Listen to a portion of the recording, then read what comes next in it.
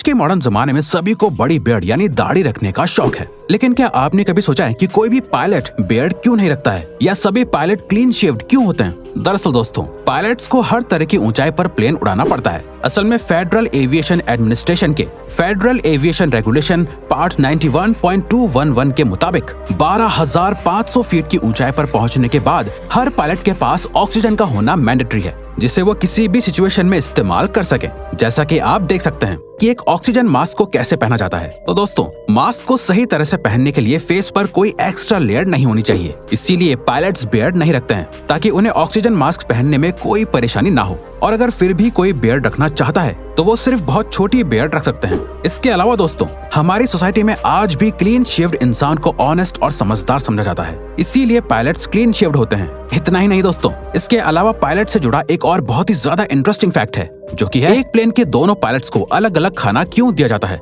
दोस्तों, पायलट्स को बहुत से रूल्स एंड रेगुलेशंस को फॉलो करना पड़ता है, जिसमें से सबसे अजीब रूल है पायलट्स को अलग अलग खाना देना। दरअसल एक प्लेन में 2 पायलट्स होते हैं और दोनों ही पायलट्स को अलग अलग खाना दिया जाता है। अगर एक पायलट को बहुत टेस्टी खाना दिया जाता है तो दूसरे पायलट को सिंपल खाना दिया जाता है। लेकिन आखिर ये भेदभाव क्यों होता है? इसकी 2 वजह होती है। पहली, अगर किसी एक डिश में जहर मिला हुआ हो तो उससे सिर्फ एक ही पायलट की डेथ होगी और प्लेन के पैसेंजर सेफ रहेंगे। दूसरी, अगर किसी पायलट को किसी पर्टिकुलर फूड से एलर्जी या पेट खराब हो जाता है तो इस तरह की सिचुएशन में दूसरा पायलट सिचुएशन को हैंडल कर सकता है। वैसे तो प्लेन ऑटो पायलट मोड पर उड़ सकता है, लेकिन सेफ्टी रिक्वायरमेंट्स को तो एक इंसान ही फुलफिल कर सकता है। इसके अलावा रूल्स के मुताबिक कॉकपिट पर एक से ज्यादा पायलट होना ही चाहिए, क्योंकि लोगों की जान दांव पे जो होती है। इन्फॉर्मेशनल वीडियो देखने के लिए चैनल को लाइक और सब्सक्राइब जरूर करें।